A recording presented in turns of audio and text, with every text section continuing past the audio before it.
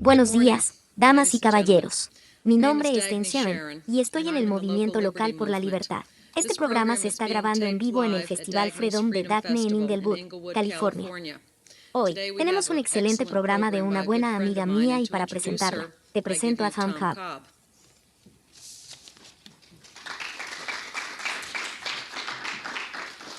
Gracias.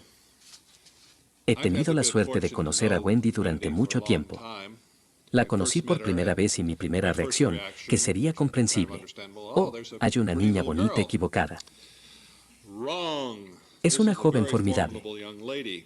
Ha escrito Libertad, Feministas y Estado. Es editora de The Voluntarist. Ella ha asumido personalmente a toda la Junta de Supervisores del Condado de Los Ángeles. Admiro su coraje, si no necesariamente su gusto. Quiero decir, eres conocida por la compañía que mantienes, Wendy. Pero Wendy va a hablar sobre la historia feminista revisitada en el agujero de la memoria orwelliana, y todos sabemos lo que es, presumiblemente. Y si no lo hacemos, estoy seguro de que Wendy estará encantada de dilucidar. Wendy.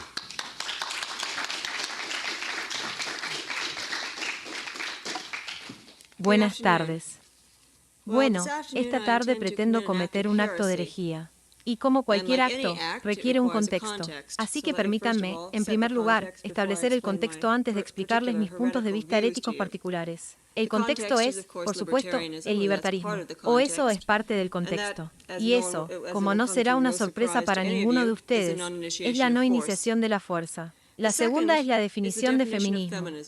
Y esto es un poco más complicado porque hay un gran desacuerdo y debate sobre qué es el feminismo.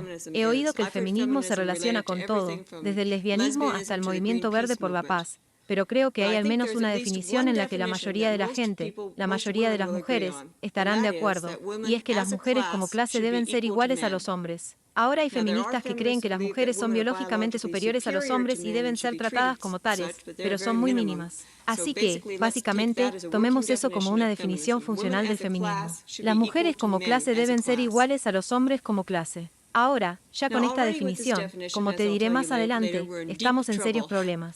Solo definirlo de esta manera, tan simple como puede parecer, crea tantos problemas como obvia. Pero entraré en eso después. Básicamente, te daría la historia de lo que considero la forma adecuada de feminismo, el tipo de feminismo que defiendo, que es el feminismo individualista. Ahora, el feminismo como movimiento en sí mismo comenzó alrededor de 1830. Hubo personas que trabajaron e hicieron un muy buen trabajo antes de eso, pero como fuerza organizada en Estados Unidos, comenzó en la década de 1830, y cuando se habla de esta fuerza organizada, se habla de abolicionismo, porque de ahí surgió el feminismo. El abolicionismo fue un movimiento radical contra la esclavitud en Estados Unidos que exigía el cese inmediato de la esclavitud sobre la base de que cada hombre, cada mujer era un dueño de sí mismo. Lo que significa que simplemente por ser un ser humano, hay algo en nacer humano en esa condición que dice que tienes derecho. Un derecho incuestionable, un derecho inalienable a tu propio cuerpo y a los frutos de tu trabajo. Y cuando hablas de abolicionismo, de lo que hablas es de William Lloyd Garrison y el Libertador, porque estos eran los dos principales. William Lloyd Garrison fue de hecho el que infundió el abolicionismo en el movimiento contra la esclavitud. Uno podría pensar que la antiesclavitud exigía el cese inmediato de la esclavitud como una cuestión de rutina, pero hay varias marcas de antiesclavitud. Abraham Lincoln era antiesclavista en el sentido de que creo que en algo así como 1859 pidió la abolición gradual de los esclavos en 100 años, lo que significa que en 1959 o todos habríamos visto el fin de la esclavitud en Estados Unidos, lo cual es un pensamiento bastante escalofriante. Había personas antiesclavistas que pedían la colonización.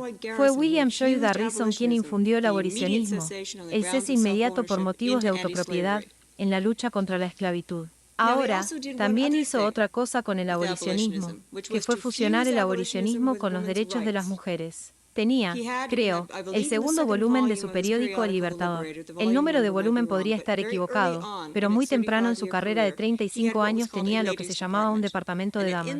Y en el departamento de damas, leí debajo de esa leyenda, que tenía una esclava arrodillada en cautiverio y llorando lastimosamente, no soy una mujer y una hermana. De ahí viene esa frase.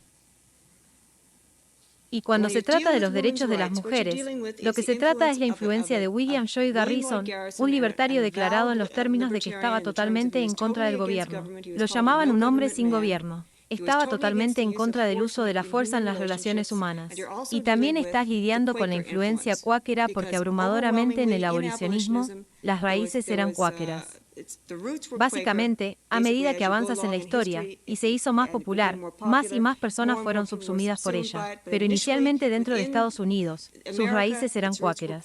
Ahora el cuáquerismo. A pesar de que todo es relativo y no se puede decir que los derechos de las mujeres fueron respetados por los cuáqueros en el mismo sentido que los derechos de las mujeres se respetan hoy en día. Sin embargo, el cuáquerismo permitió que las mujeres predicaran. A las mujeres se les permitía ser ministras en la iglesia. Fueron tratados como iguales, más o menos en la iglesia, a diferencia del calvinismo o el catolicismo u otras religiones de la época. En términos relativos, era un bastión de los derechos de las mujeres. Así que tienes esta fusión aquí, el abolicionismo. William Lloyd Garrison, el principal periódico contra la esclavitud, Liberator, es un defensor de los derechos de las mujeres. Y tienes la actitud cuáquera de que básicamente, comparativamente, las mujeres son seres humanos en igualdad de condiciones, al menos religiosamente, con los hombres.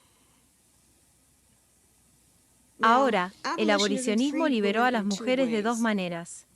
La primera manera podría ser expresada por Abby Kelley, quien dijo, parafraseándola, hemos aprendido mucho y le debemos mucho al esclavo, porque al tratar de despojarnos de su esclavitud, nos hemos encontrado a nosotros mismos que estamos firmemente encadenados. Las mujeres fueron inducidas a decir, si de hecho estamos luchando por los derechos, solo estamos luchando por los derechos de los hombres negros. ¿Luchamos por los derechos humanos? No estamos sometidos a la misma opresión que el esclavo negro. Esa fue una de las formas en que se les pidió ideológicamente que hicieran esta pregunta, y la segunda forma en que las mujeres, por primera vez, salieron y dieron conferencias en público como estrategia. Ahora se había hecho antes de forma individual, pero como estrategia, las mujeres van y dan una serie de conferencias que viajan por todo el país. Estas mujeres fueron acosadas.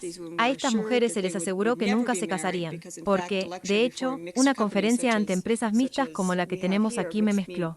Ser hombre y mujer significaba que ningún hombre de ningún respeto se casaría con ellos o los tocaría.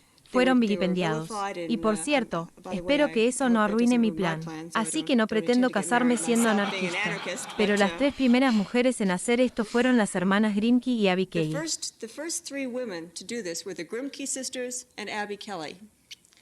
Y aunque pude ver pasajes conmovedores de lo que estas mujeres soportaron y su heroísmo al romper tabúes sociales, que eran al menos tan significativos como los muros legales, es una lucha muy heroica. Pero lo haré por el bien del tiempo y la continuidad, sin mencionar mi tema. Continuaré ahora. Abolicionistas. No quiero darles la impresión de que los abolicionistas eran para un hombre que luchaba por los derechos de las mujeres, porque esto no era cierto en absoluto. William Lloyd Garrison y Theodore Well, otra figura en la que no puedo entrar, pero que tiene heroísmo de sí mismo, fueron muy firmes en los derechos de las mujeres, al menos hasta el punto de decir que se debe permitir que las mujeres participen. Son una fuerza moral fuerte en este país y sin ellos no podemos tener una cruzada eficaz contra la esclavitud. Pero muchas personas en el movimiento antiesclavista dijeron, bueno, en primer lugar, muchas personas en el movimiento antiesclavista no estaban a favor de los derechos de las mujeres, pero muchos que incluso simpatizaban con ese punto de vista dijeron, estamos abordando dos temas aquí. Estamos tomando la lucha contra la esclavitud, hacia la cual muchas personas sentirían una empatía natural. Y luego estamos tomando los derechos de las mujeres hacia los que abrumadoramente el país está en contra. Y los estamos consolidando y uno está actuando en detrimento del otro.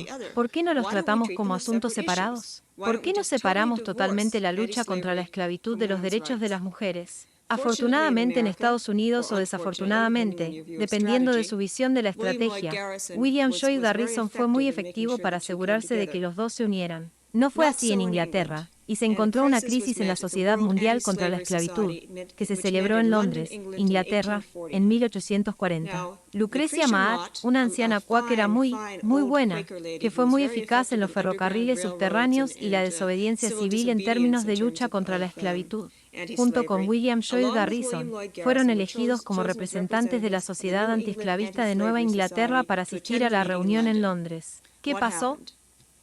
Se presentan junto con Elizabeth Cady Stanton y muchas otras mujeres que cruzaron el océano, lo que no era poca cosa en esos días, para asistir a la reunión. Se apartaron de la puerta.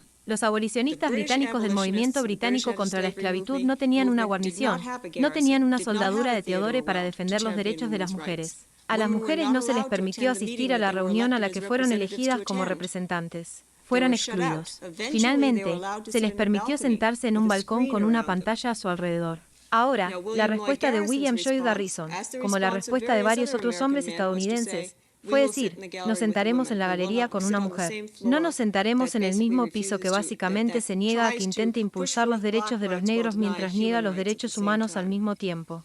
¿Qué sucedió como resultado de esto? Y es más bien una ironía de la historia, que esta negación de los derechos de las mujeres condujo a uno de los eventos más importantes en la historia de las mujeres, en la historia de Estados Unidos. Cuando digo historia de la mujer, por cierto, caigo en la trampa de la que me han acusado muchas veces. Estados Unidos no es el mundo. Cuando digo historia, me refiero a la historia de Estados Unidos. Entonces, uno de los eventos más importantes en los derechos de las mujeres en la historia de Estados Unidos, que es una convención de Seneca Falls en 1848. Ahora, esto fue un resultado directo de la experiencia de Londres porque Lucretia Maat y Elizabeth Cady Stanton, quienes asistieron y ambas quedaron destrozadas por esta experiencia de que se les negó el acceso al movimiento al que han dado sus vidas. Se formó en la primera Convención de Derechos de la Mujer en Seneca Falls, y allí sucedió otra cosa significativa. Hasta este punto, cuando digo que las dos influencias principales en los derechos de las mujeres fueron William Lloyd Garrison y el cuáquero, otra cosa que estoy insinuando con eso es una estrategia, la estrategia de persuasión moral. Esta era una estrategia que decía que debido a que el cambio debe ocurrir en los corazones, las almas y las mentes de los hombres, ahí es donde está la guerra. No está en las legislaturas, no está en los senadores, no está en el Congreso, está en el corazón de los hombres. Es más bien como la actitud de Gandhi de que los únicos demonios que existen en el mundo son los demonios dentro de los corazones de los hombres. Y ahí es donde se debe librar la guerra. En Seneca Falls, Elizabeth Cady Stanton empujó. Cuando digo que empujó, se presentó. Siendo cualquier político, es probable que sopese mis palabras. Presentó una plataforma que básicamente decía que las mujeres deberían buscar el voto. Las mujeres deben buscar el poder político. Hubo una gran controversia sobre esto. Lucretia Maat, en representación de la vieja guardia, se opuso amargamente y creo que se aprobó por 1 o 2 votos. Un margen muy estrecho. ¿Pasó de largo? Pero lo que hizo fue ofrecer una división en la estrategia en los derechos de las mujeres por primera vez, en el feminismo por primera vez. Persuasión moral versus acción política. Ahora, algo más sucedió muy poco después de eso, algo de lo que Estados Unidos nunca se ha recuperado. Todas las facetas de los Estados Unidos de América todavía se ven afectadas por ella, y el feminismo quizás más que muchas otras. El libertarismo ciertamente casi recibió un golpe mortal por eso, y eso fue una guerra civil. No hay evento en la historia de Estados Unidos que haya sido tan catastrófico como la guerra civil estadounidense. Las feministas apoyaron abrumadoramente al norte en esa guerra, a pesar de que muchas de ellas eran del sur. Las hermanas Grimke, por ejemplo, vinieron de Carolina del Sur, una de las más rabiosas si piensas en el sur profundo. Si piensas en los que básicamente eran los rabiosos estados sureños del sur, piensas en Georgia, piensas en Carolina del Sur, eran del sur. Sin embargo, apoyaron abrumadoramente al norte. La única excepción que encontré de una feminista importante que no subvirtió y subordinó todos los objetivos feministas a la guerra civil ha sido Susan B. Anthony. Y cuando lo piensas, el resultado de la guerra civil debería haber sido una victoria para el feminismo. Después de todo, la esclavitud fue abolida y vincularon su causa y su consecuencia muy estrechamente con el esclavo. Y el Partido Republicano fue el vencedor.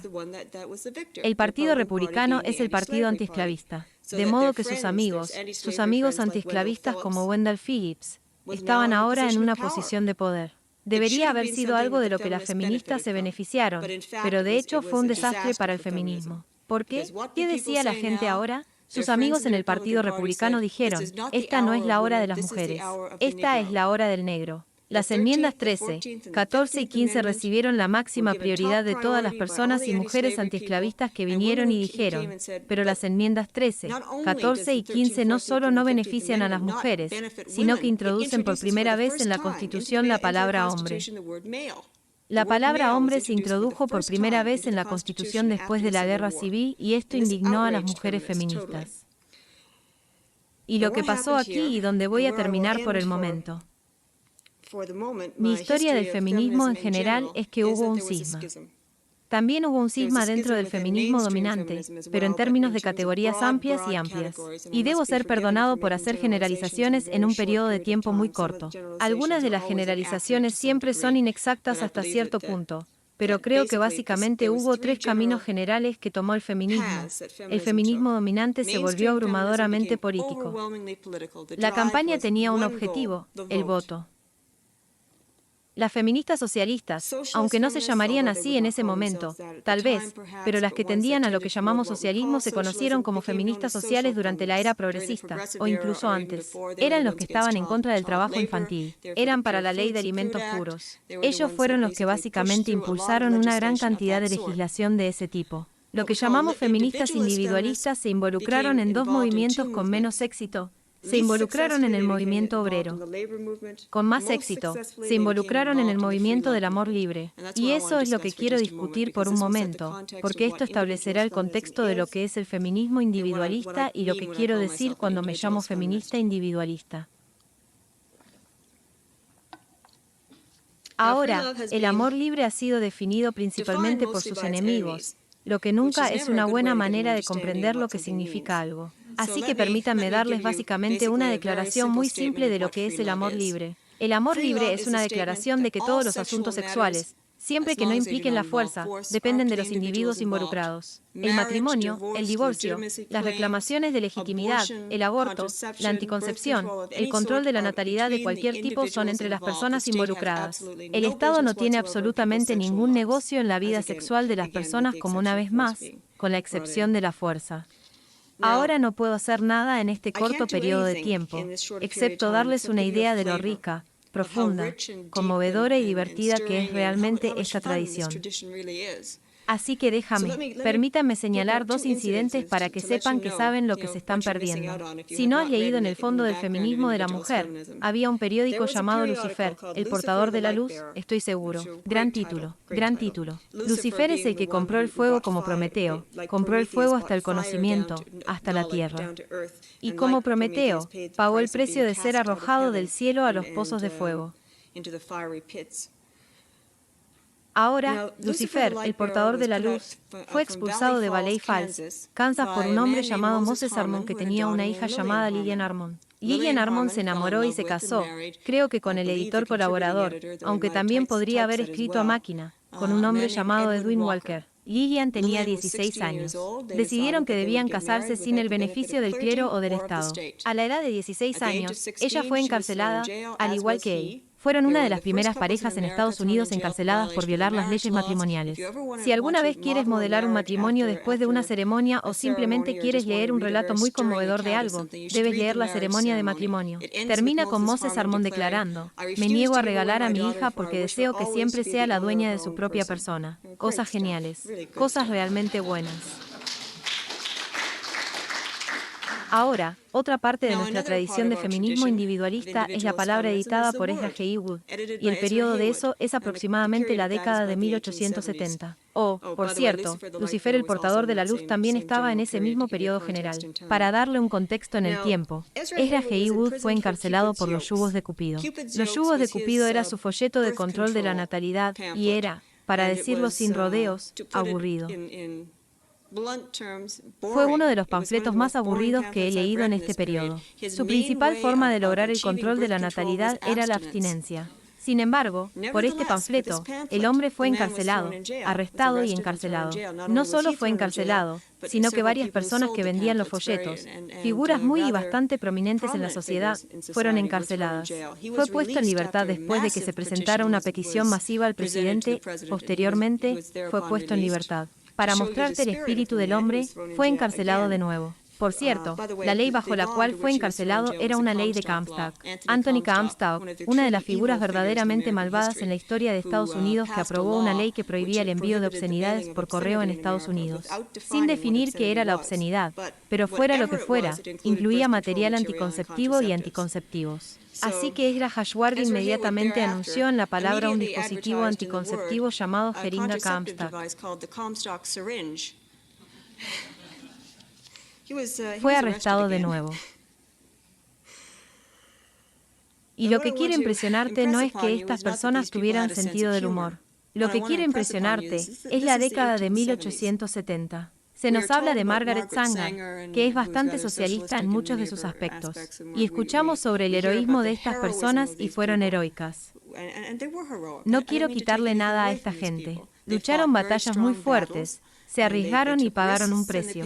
Lo que estoy diciendo es que esta es la década de 1870, el último número de la palabra en la palabra de Israel Heywood. Su esposa, Angela Heywood, escribió un artículo proclamando el derecho de toda mujer al aborto sobre la base de la autopropiedad, que era dueña de su propio cuerpo. Ahora quiero que hagas una pausa por un segundo. Estamos en la década de 1890. No estamos hablando de Margaret Sanger. No estamos hablando de la era progresista en la década de 1920. Estamos hablando de un periodo muy temprano. Y estamos hablando de pioneros. Y estamos hablando de romper realmente los tabúes sociales. Piensa en las hermanas Grimke dando conferencias. Piensa en Angela Heywood.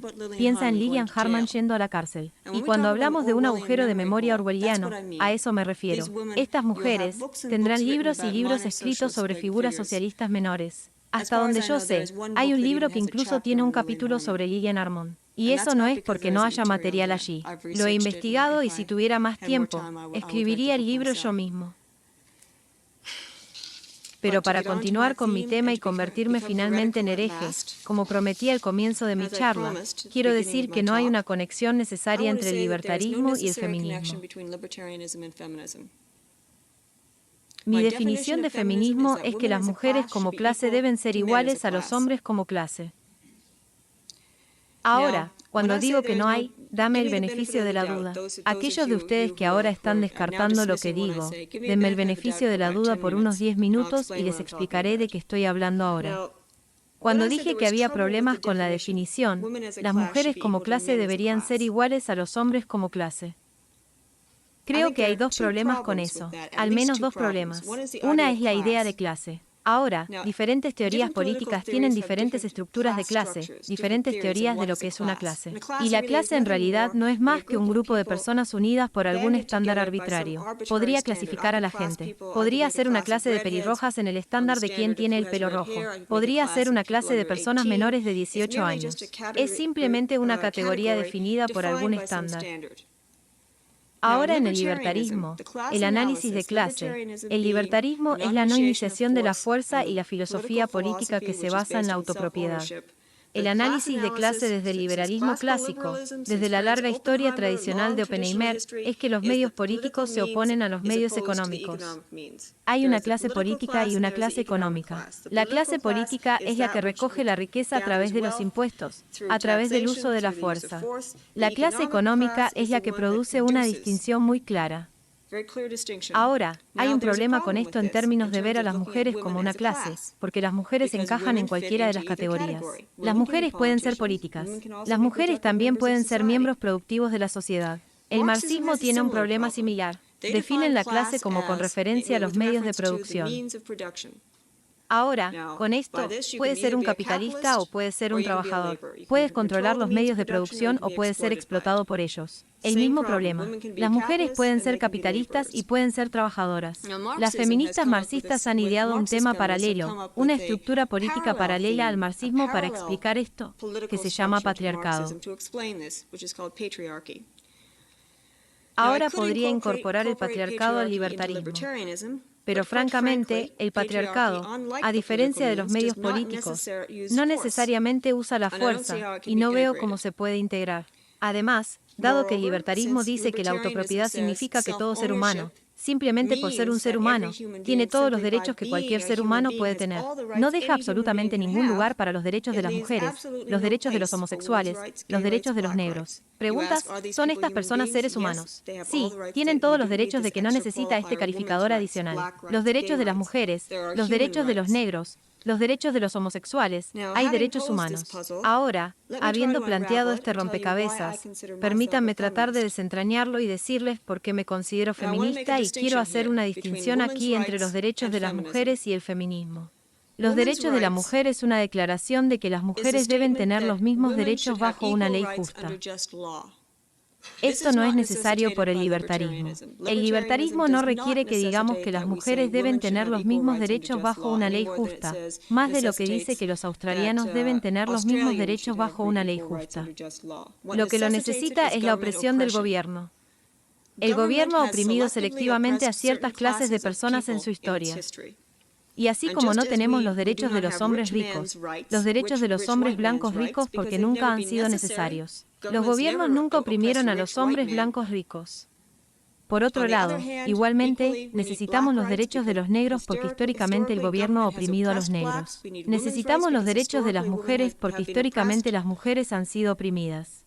Y lo que realmente es una especie de división del trabajo y de los derechos de defensa. Entonces, especialización. Muchas personas están oprimidas. Todos sabemos que están oprimidas en diferentes niveles y en diferentes casos y circunstancias.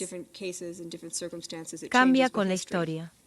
Y en la medida en que quieras atacar la opresión del gobierno, no puedes simplemente salir y decir, voy a atacar la opresión. Tienes que tener un poco de enfoque. Tienes que decir alguna ley, algún evento, alguna clase. Y esto es una especie de especialización. Y los libertarios, me someto a ustedes, deben estar a favor de los derechos de las mujeres simplemente porque el gobierno está oprimiendo o lo ha hecho. Soy muy consciente de la objeción de que las mujeres ahora son una clase privilegiada, y estoy de acuerdo con esa objeción, pero históricamente han atacado los derechos de las mujeres.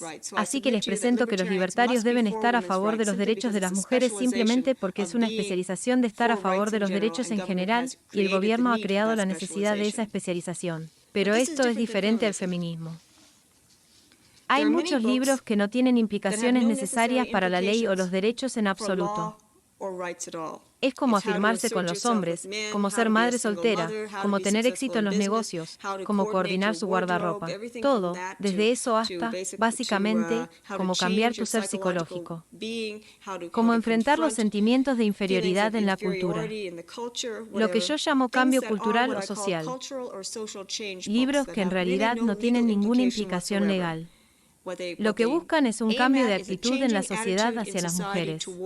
Es como el racismo contra los derechos de los negros. Como libertarios, cada persona en esta sala debe estar a favor de los derechos de los negros. En la medida en que los negros están oprimidos por el gobierno, deben estar a favor de los derechos de los negros y hacer una categoría especial diciendo que yo estoy a favor de los derechos de los negros. No necesariamente tienen que ser antirracistas. Me molestaría con ellos si no lo están, pero no diría que es una violación del principio libertario. Que alguien tenga en su mente la idea de que los negros son de alguna manera biológicamente inferiores es una idea equivocada, creo. Pero no creo que sea una violación de los derechos de nadie. Al igual que tener en su mente que soy biológicamente inferior o que no se me debe dar un trabajo determinado porque las mujeres, después de todo, no pueden manejar el estrés. Ya sabes, tienen esa época del mes o lo que sea, es una actitud bastante lamentable. Nunca. El derecho no es una violación de mis derechos. Entonces, para recapitular lo que estoy diciendo, el libertarismo es una filosofía política que aboga por los derechos y la justicia. Y en esa medida, uno debe, si es libertario, estar totalmente a favor de los derechos de la mujer. Feminista es una actitud o una filosofía que defiende la equidad en el comportamiento humano, una actitud justa hacia otras personas, un sentido de lo que quiere llamar decencia común, tal vez. Y hasta ese punto, no es necesario ser feminista si se es libertario. Creo que si uno tiene un sentido de la justicia que no es meramente abstracto, sino que tiende a entrar en su corazón y alma, entonces debería considerar el feminismo muy antirracista y cosas por el estilo muy profundamente. Ahora mucha gente dice que el libre mercado curará la injusticia que las mujeres experimentan en la sociedad.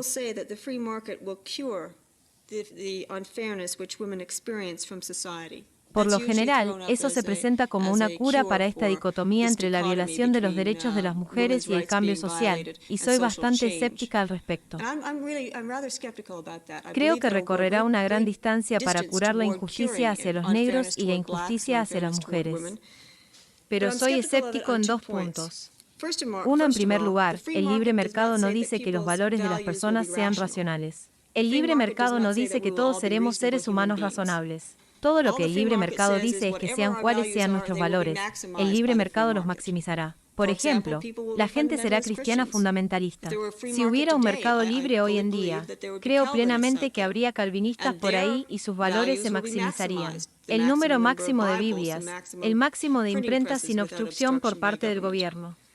La otra razón es que los argumentos económicos realmente no funcionan en todos los casos.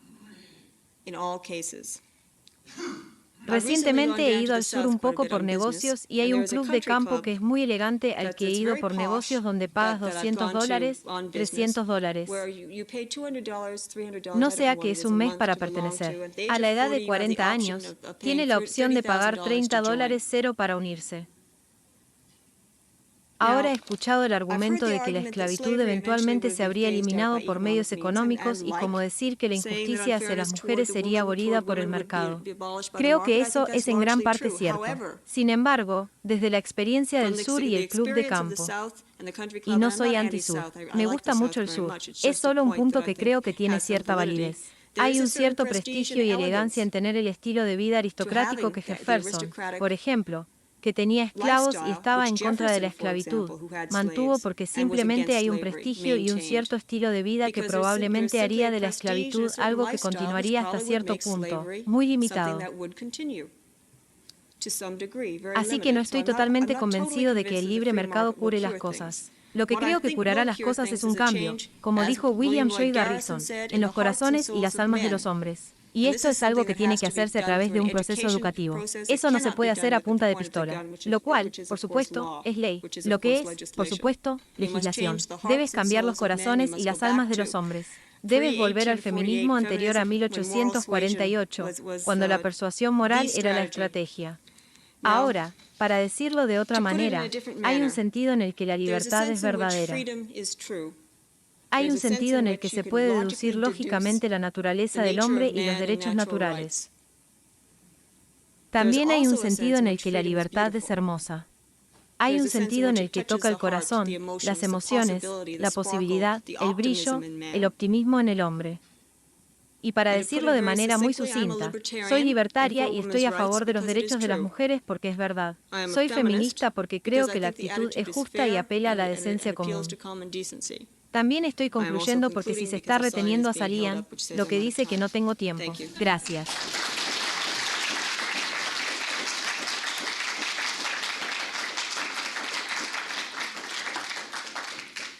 Creo que hay un poco de tiempo para preguntas y respuestas. Sí, cuando se arregla para la publicación de esto, es excelente. Lo pondré en uno de los próximos números de los voluntarios que edito. Así que esta es una unidad de suscripción que está escuchando aquí mismo. Sí, esto puede ser solo una diferencia en el énfasis. Pero, ¿crees que en lugar de decir que el libre mercado maximiza los valores, que optimiza los valores, pero que a veces no tendrás un progreso infinito? Quise decir lo mismo. Creo que no me sentiría incómodo en términos de cambiar tu palabra por la mía. Y hay algunos valores que son desalentados por un mercado libre en el sentido de que un estado de bienestar podría proteger a las personas de experimentar los costos totales de sus acciones y un mercado libre podría alentar indirectamente la responsabilidad. En otras palabras, si los fanáticos tienen que pagar por la intolerancia. Claro, absolutamente. Pero lo que estoy diciendo es que un mercado libre tenderá a minimizar la injusticia. Así que ese gran ejemplo de alma de alguien que tiene un equipo de baloncesto no discriminará a los negros. Ese gran ejemplo gratuito. Pero el hecho es que no creo por un segundo que lo elimine. Lo minimizará. Intolerancia. En algunos casos, la intolerancia será recompensada. En una ciudad pequeña donde la mayoría de la gente es racista, ser antirracista podría perder una gran cantidad de negocios. Si contratas a un negro para que sea empleado en tu tienda, usted sabe que el libre mercado en realidad no dice que los estándares de la decencia común estarán en juego. Todo lo que dice es que los derechos no serán violados.